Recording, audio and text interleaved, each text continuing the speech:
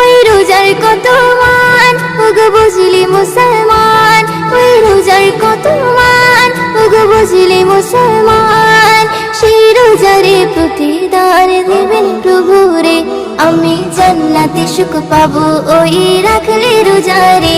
আমি করব পালন সারা জীবন খোদার হুকুম রে, আমি জান্নাতে সুখ পাবো ওই রাখলে রোজারে।